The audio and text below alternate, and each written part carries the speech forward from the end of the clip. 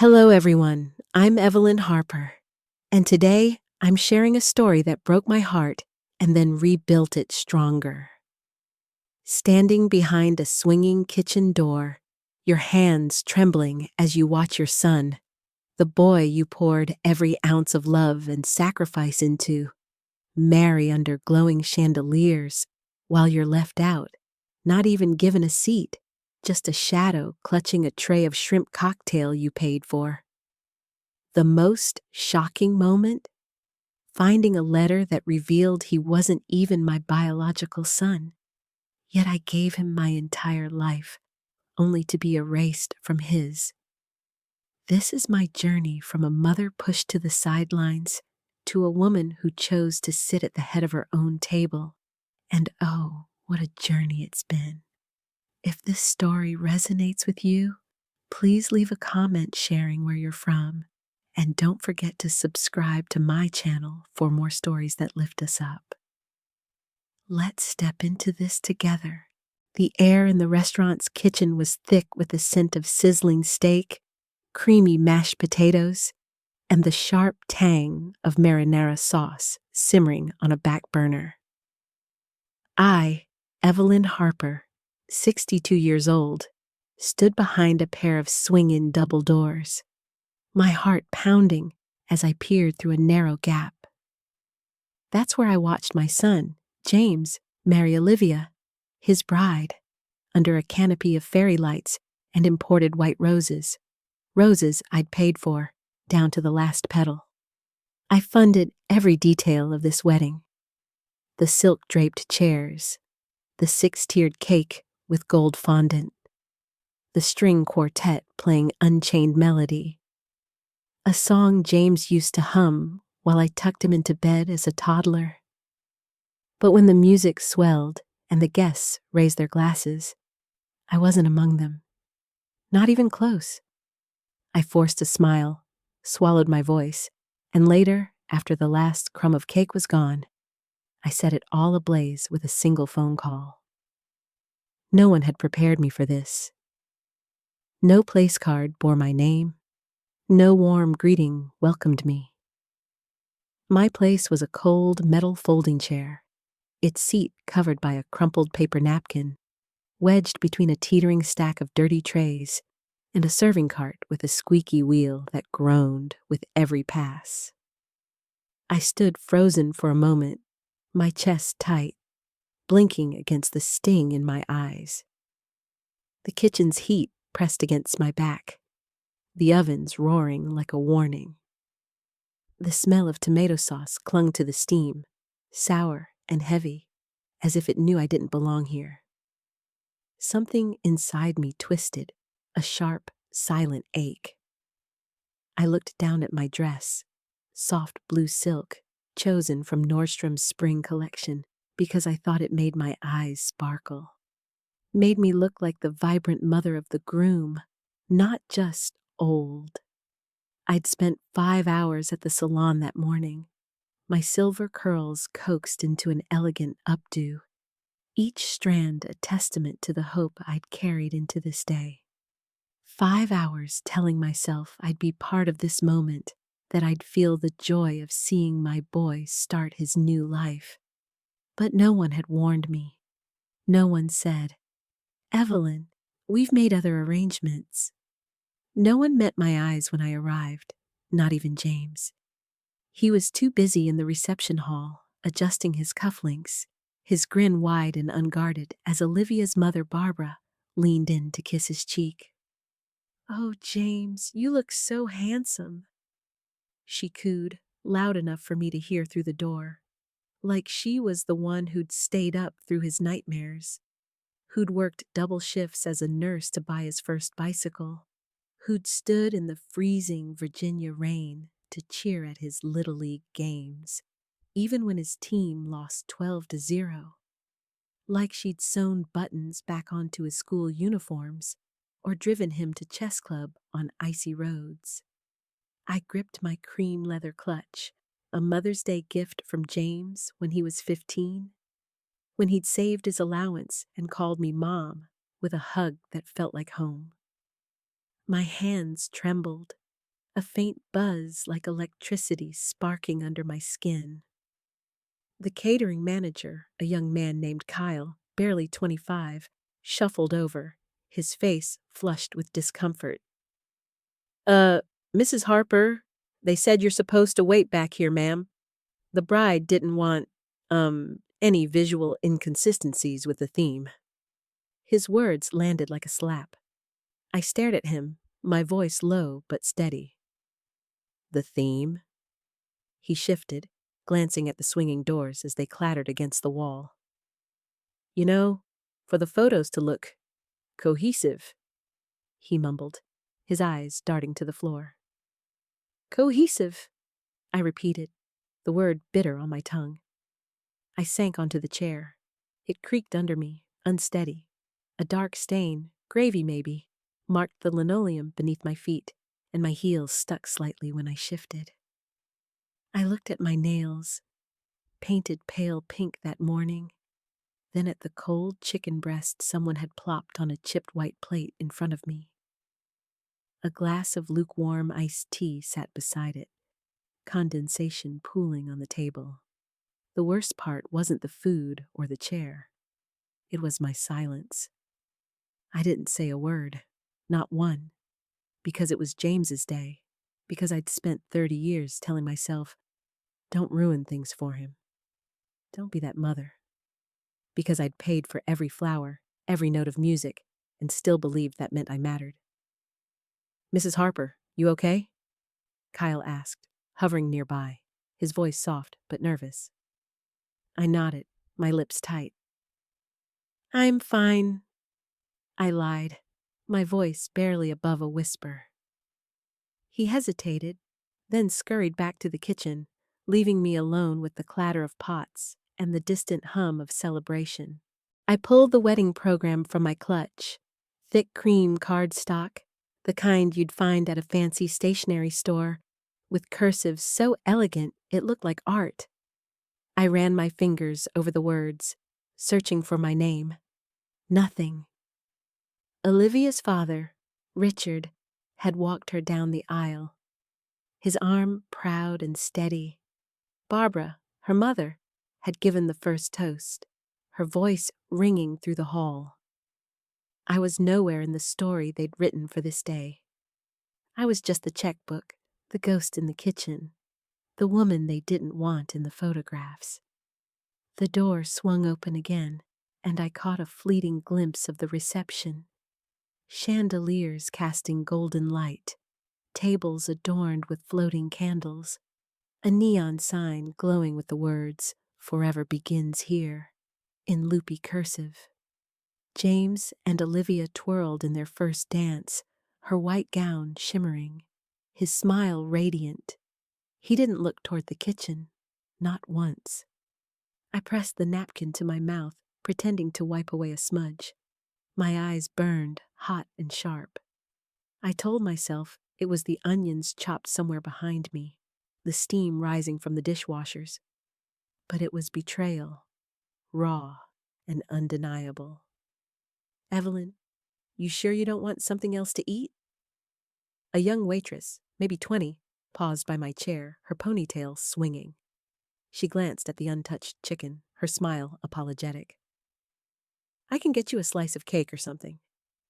No, thank you, I said, my voice flat. She nodded and hurried off, her sneakers squeaking on the linoleum. I stared at the wall ahead, where a patch of peeling paint curled behind a fire extinguisher. I fixed my gaze on it, willing it to hold me together. That small, flawed spot became my lifeline, the only thing keeping me from crumbling in front of strangers carrying trays of crab puffs. Because if I let the tears come, if I let the hurt spill out, I wasn't sure I'd ever stop. I took a deep breath, then another, the air heavy with garlic and grease. The chicken on my plate sat untouched, its edges curling in the heat. Eventually, the same waitress brought dessert, a slice of vanilla cake with buttercream, flecked with edible gold, Olivia's colors, her perfect vision. I didn't touch it, just stared at the pristine layers, each one a reminder of what I'd paid for and what I'd been denied. My hands steadied, and I reached for my phone. The call was quick, precise. No need for explanations. 3 cancellations, the floral delivery for tomorrow's brunch, the band's final payment, the open bar meant to flow until midnight. "This is Evelyn Harper," I said to the florist, my voice calm, almost cold. "Cancel the Sunday order. No further payment will be made." "Thank you." The band manager stammered. "But we're already set up." I cut him off. "Consider it done." The bar vendor didn't argue. When I hung up, I felt no guilt, no second thoughts, just a spark, faint but fierce, of something I hadn't felt in years: power. My hands no longer trembled. My heart slowed to a steady rhythm. A quiet hum settled in my chest, like an old radio finding its signal after years of static. The door swung again, bringing a burst of laughter, a flash of light, the life I'd been shut out of. "Let them have their party," I whispered to myself, my voice barely audible over the kitchen's clatter. I'm done waiting for an invitation. I didn't sleep that night, not a single second. I lay on the stiff hotel bed, still in my blue silk dress, the fabric wrinkled now, clinging to my skin. The ceiling fan spun above, its blades a blur, and I imagined it crashing down, burying me under the weight of this day. Part of me wished it would. The smell of kitchen grease lingered in my hair, mingling with the rose perfume I dabbed on that morning, a scent I'd chosen because it felt like celebration. Now it smelled like defeat, like humiliation woven into every strand. Around 3 a.m., I sat up. The digital clock glowed red, casting an eerie light across the room. My phone buzzed on the nightstand, relentless. I ignored it, but I knew it waited. 9 missed calls from James, 4 from Olivia, a text from my niece, Sarah, that read, "Aunt Evelyn, what happened? Everyone's losing it." I didn't reply. Instead, I opened my tablet and pulled up the wedding budget spreadsheet I'd meticulously updated for 18 months. Every expense was there. $12,000 for the venue, $3,500 for the photographer, $8,000 for the catering, $1,200 for the custom neon sign Olivia insisted on. Every upgrade she'd requested, always with that tight smile and the word elevated. "Evelyn, we just want it to feel a little more elevated," she'd say, her voice sweet but sharp, like honey over a blade. That's how I'd agreed to hand calligraphed invitations from a Vermont artisan, each one costing more than a week's groceries. That's how the venue shifted from our community church hall, with its worn pews and familiar warmth, to a restored barn draped in chandeliers and rustic whiskey barrels. That's how the open bar added a bespoke cocktail menu, and the cake grew from 3 tiers to 6, each layer a masterpiece of gold fondant and raspberry filling. Olivia's favorite, not mine. I paid for it all. No one offered to chip in. Not James, not Olivia's parents, Richard and Barbara, who'd smiled at me like I was a generous aunt, not a mother. I never asked because I wanted James to have the wedding I couldn't give him as a child, when we lived on canned ravioli and hand-me-downs, when I'd stay up late sewing patches onto his jeans so he wouldn't be teased at school. I scrolled through the transactions, my eyes scanning the numbers. Then I froze.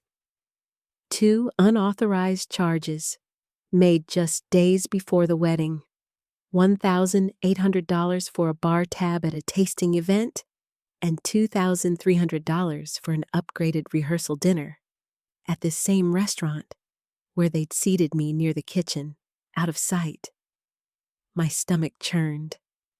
I checked the card. My card, used without a word. Then I saw Olivia's Venmo note to a bridesmaid, carefree and bold. James's mom's got it all. Go big or go home. Wedding vibes. The words burned into me, each letter a betrayal. I didn't cry, not this time. A heavy numbness settled over me, like my heart had gone quiet to protect itself. I stood and flicked on the lamp. The light was harsh, stinging my eyes. I caught my reflection in the mirror above the dresser. I barely recognized myself. Mascara smeared under my eyes, the soft lines of my mouth hardened into something unfamiliar. My silver hair flattened on one side from the pillow. I looked like I'd aged a decade in a night. Who are you? I whispered to the woman in the glass, my voice cracking. She didn't answer, but something shifted. I smoothed my hair, washed my face, and sat at the small hotel desk. I opened my email and drafted 3 messages, my fingers steady on the keys. To the florist. Please cancel Sunday's delivery. The remaining balance is withheld. Thank you to the band. Due to a change in schedule, we won't need the second performance. Consider this matter closed. To the bar vendor. We're scaling back post-reception services. Cancel the second shift. Do not process the balance. Each word was polite, professional, but final, like a door locking shut. Evelyn, what are you doing? I muttered to myself, pausing before hitting send. My reflection stared back from the darkened window. What you should have done a long time ago, I answered, my voice firmer now. I pressed send. As the sky outside shifted from black to a bruised blue, I closed my tablet and sat on the bed, the air conditioner's hum the only sound. For the first time in months, I felt like myself. Not the mother, not the bank, just Evelyn. Not angry, not yet, but done. Done being convenient, done being invisible, done being the woman they expected to stay quiet. I checked out of the hotel at dawn, my blue dress swapped for jeans and a cotton blouse that smelled faintly of lavender detergent. The drive back to Williamsburg, Virginia was quiet, just the hum of my old Honda's tires on the asphalt and the soft crackle of the radio playing Simon and Garfunkel's Bridge Over Troubled Water. I'd always loved that song, its promise of comfort, but today it felt hollow. My phone stayed off, its silence a shield. My thoughts were loud, unfiltered, relentless. They didn't mention you in the program. They all saw you sitting there, Evelyn. Not one of them spoke up. When I pulled into my driveway, my rose garden greeted me, its blooms vibrant pink and red under the morning sun. I'd planted those roses 20 years ago after Robert left, a small act of defiance against the loneliness. Today, I didn't stop to admire them. I went straight to my bedroom, my footsteps heavy on the hardwood floor. From the bottom drawer of my dresser, I pulled an old wooden box, its hinges creaking. Inside were relics of a life I'd tried to forget. Faded insurance papers, a hospital bracelet from when James broke his arm at 10, and a letter. Its envelope yellowed. Robert's slanted handwriting stark against the paper, postmarked the year he died, a decade ago. I'd found it months after his funeral, tucked in a drawer, but I couldn't open it then. It felt like letting him wound me again, his voice reaching from the grave when I was still stitching myself back together. Now, I slid my finger under the flap, the paper tearing softly. The letter was thin, his words blunt. Evelyn, I know you don't want to hear from me. I don't blame you, but I owe you the truth. James isn't your son. I had an affair, and she got pregnant. I lied, told you he was ours, a mistake from before we married. You raised him as your own. I'm sorry. I stopped, my breath catching. The room tilted, then steadied. The rest was a blur of apologies, regrets, excuses. None of it mattered. James, my James, wasn't mine. He was another woman's child, left on my doorstep like a test I didn't sign up for. And I'd passed. Every sleepless night rocking him through fevers, every extra shift to buy his baseball cleats, every bedtime story I read until my voice gave out. I'd passed with flying colors, but here I was, discarded, replaced, erased. I sat on the bed, the letter trembling in my lap. "You didn't even tell me," I whispered, my voice breaking as I spoke to Robert's ghost. "You let me love him, and you never said a word." I waited for tears, but none came. Instead, a clarity settled over me, sharp as a blade. I wasn't just a mother betrayed by her son. I was a woman who'd built a life for someone who didn't see her. And I was done bleeding. "Why, Robert?" I said aloud, my voice louder now, echoing in the quiet room. "Why did you think I could carry this alone?" The silence answered, heavy and final. I folded the letter, placed it back in the box, and closed the lid. But I didn't lock it away. I left it on my dresser, visible, a truth I no longer needed to hide. Monday morning, I woke to the soft chirp of cardinals outside my window. I brewed coffee, black, strong, the way I'd liked it since my nursing days, and sat by the kitchen window, watching my roses sway in the breeze. No makeup, no earrings, just me in a worn cardigan, the sleeves frayed from years of laundry and love. James hadn't called since yesterday. His last voicemail was sharp, almost accusing. "Mom, you made a scene. Everyone's talking about the canceled brunch, the band leaving early. You embarrassed us. What were you trying to prove?" I didn't flinch. The truth no one dares say aloud. You can give someone your entire world, time, money, heart, and still be disposable. You can build their dreams and be told you don't fit the picture. I opened my phone and deleted James's contact name, leaving only his number. I didn't need to erase him.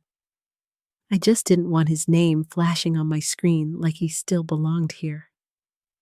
"You don't get to define me anymore," I said softly, setting the phone down. At noon, I ran errands, grocery store, post office, the mundane tasks that grounded me. Life didn't stop, even if my heart felt like it had.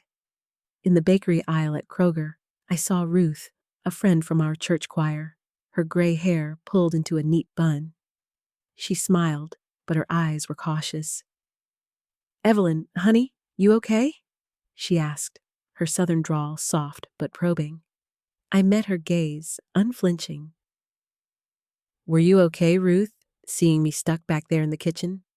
Did it look right to you?" Her face flushed, and she looked down at her cart, fingers tightening on the handle. I didn't know it was on purpose. I thought maybe you wanted to help out or something. I should have said something." "You didn't think," I said, my voice gentle but firm. "That's all." She nodded, her eyes misty. "I'm so sorry, Evelyn. It was wrong. I should have come to find you." "Thank you," I said, offering a small nod. Her apology didn't erase the hurt, but it was a start, a crack in the silence that had suffocated me. Ruth reached out, squeezing my hand. "You're stronger than you know," she said quietly. I managed a smile, but inside, I was still untangling the knots of that day. That evening, I sat at my kitchen table, the same one where I'd helped James with algebra homework and wrapped Christmas presents late into the night. I opened my laptop and posted a photo on Facebook. The check I'd written for the wedding. The amount staggering, my signature bold and clear, the account number blurred for safety. No caption, no explanation, just the truth, raw and undeniable. Within hours, it had over 300 reactions. Comments poured in from old friends, neighbors, former colleagues from my days at Williamsburg General Hospital. "Evelyn, this breaks my heart," wrote a nurse I'd worked with in the 90s. "You deserved better." Another, from a high school friend I hadn't seen in decades. "This hit me hard. Thank you for showing us we don't have to stay quiet when we're hurt." One comment stopped me cold from a woman I didn't know. "Evelyn, your story gave me the courage to speak up in my own family. You're not alone."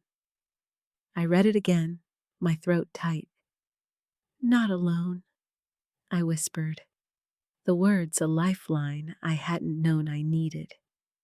I closed the laptop, but the warmth of those words lingered, like a candle flickering in the dark. 3 weeks later, I decided to host a dinner at my house. Not to prove a point, not to settle a score, but to reclaim something for myself. I sat at my kitchen table with a yellow legal pad and a pen, writing names. Not people I had to invite, but those I wanted there. Ruth from choir, who'd apologized and meant it. Harold, my neighbor, who brought homemade pecan pies every Christmas and always asked about my roses. Linda, the clerk at the local bookstore, who remembered my love for Mary Oliver's poetry and slipped extra bookmarks into my bags. Susan, a retired teacher from my book club, who'd once driven me home when my car broke down. No blood tied us, but these were people who saw me, who valued me, who didn't expect me to fade into the background. "Evelyn, you're throwing a party?" Susan asked when I called to invite her, her voice bright with surprise. "Not a party," I said, smiling into the phone. "A dinner. For us. For people who make life feel full." "Well, I'm honored," she said, and I could hear her smile. "What can I bring?" "Just yourself," I said. "That's more than enough." The day before, I went to the farmer's market, my basket heavy with fresh basil, heirloom tomatoes, garlic, and a loaf of sourdough from the bakery stand. I lingered at a stall selling linens, my fingers tracing a blue tablecloth embroidered with sunflowers. It reminded me of my 20s, when I dreamed of a house filled with laughter, before life stacked responsibilities like bricks around my heart. "I'll take it," I told the vendor, my voice firm. At home, I spread it over my dining table, the one where I'd once helped James build science fair volcanoes and wrapped his birthday gifts in dollar store paper. The morning of the dinner, I woke early, the sky still pink with dawn. I played Ella Fitzgerald on my old record player, her voice smooth and warm as I chopped vegetables and stirred lemon butter sauce. The house filled with the scents of roasted garlic, fresh thyme, and baking cornbread, comfort smells, home smells.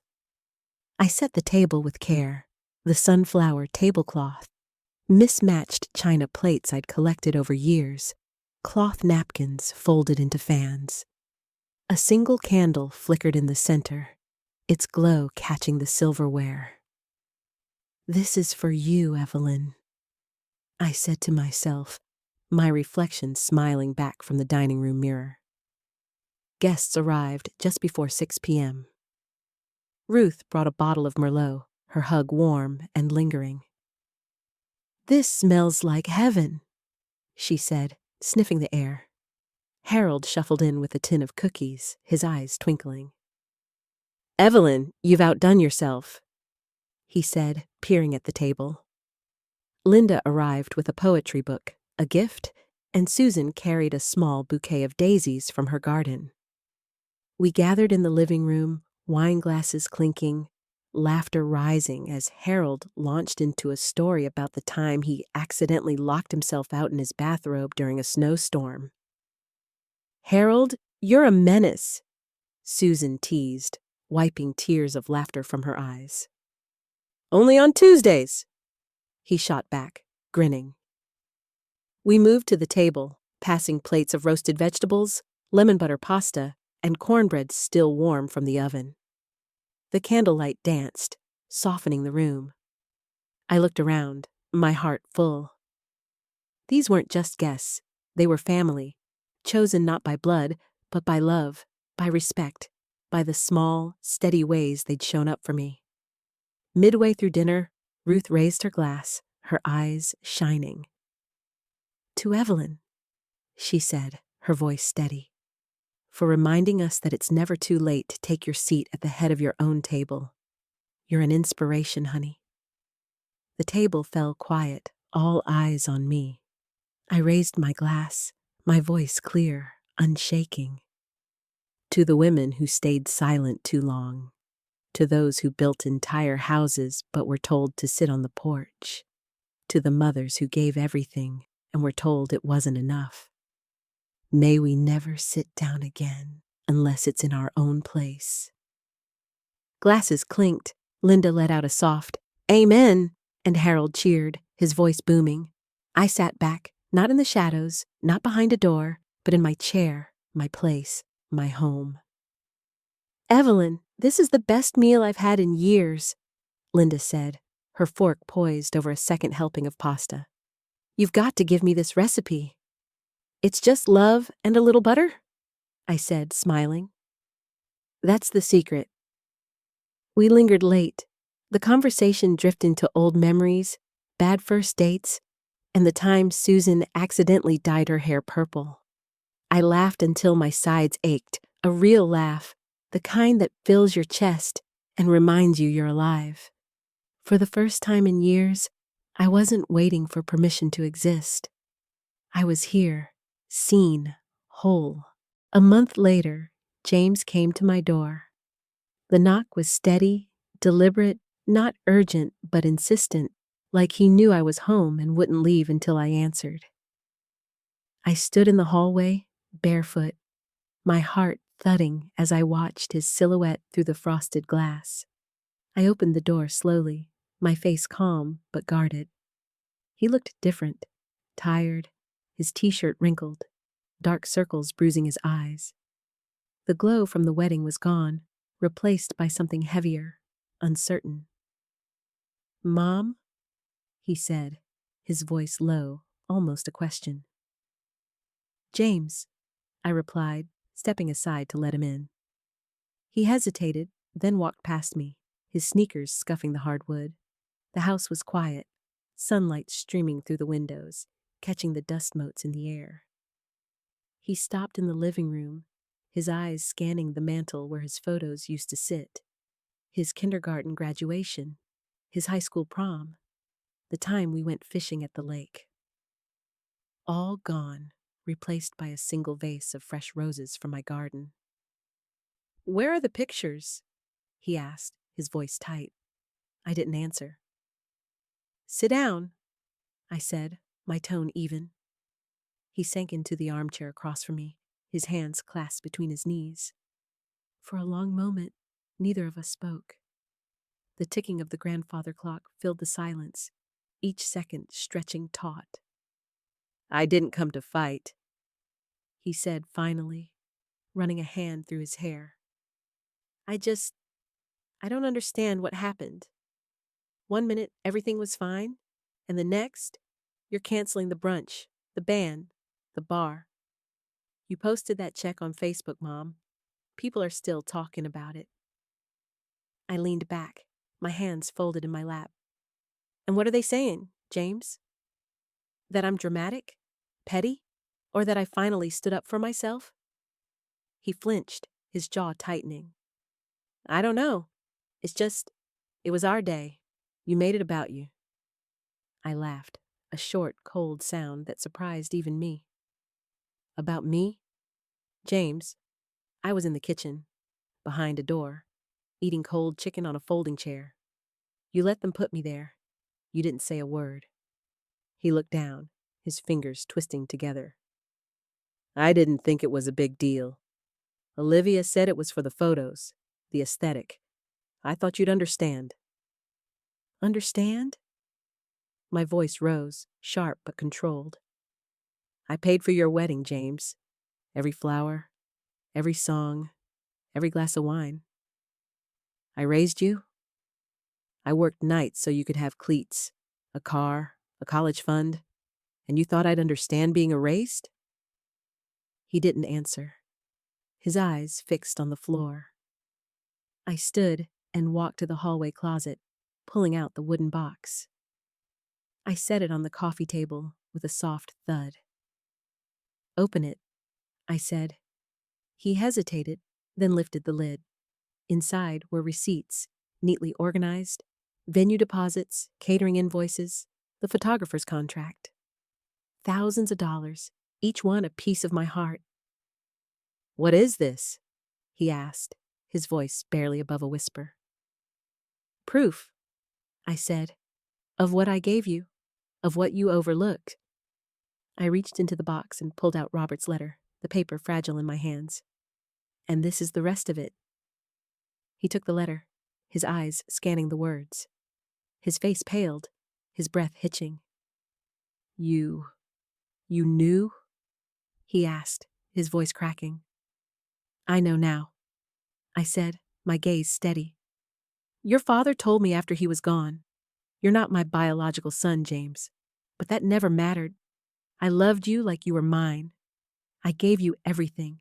And when it was time for you to honor me, to say, this is my mother and she matters, you sat down.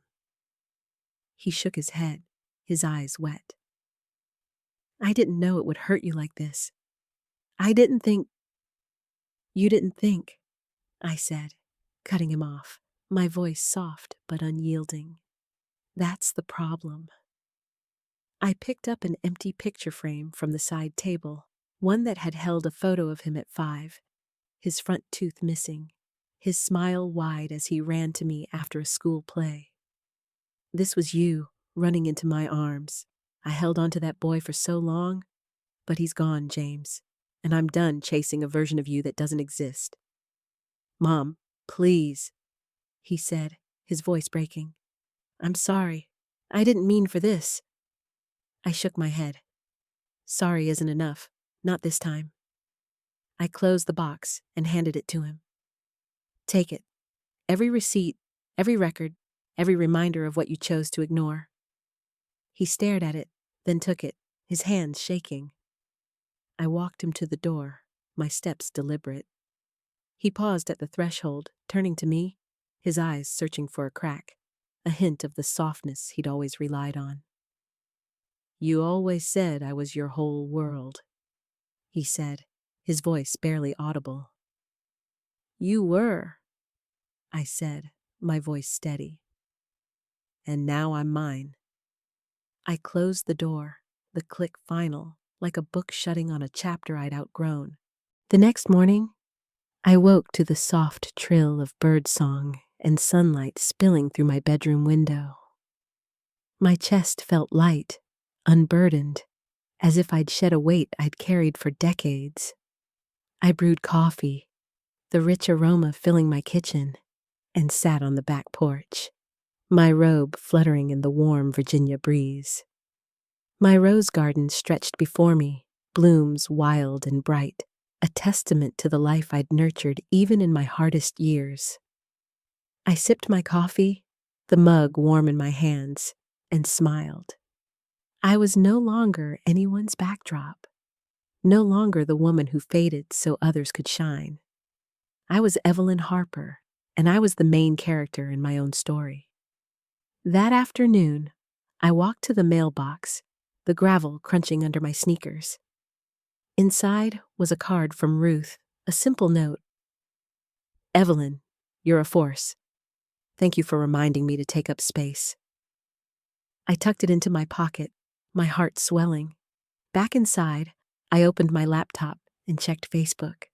The post with the check had over 500 comments now, a flood of support from people I'd known and strangers alike. You're my hero, one woman wrote.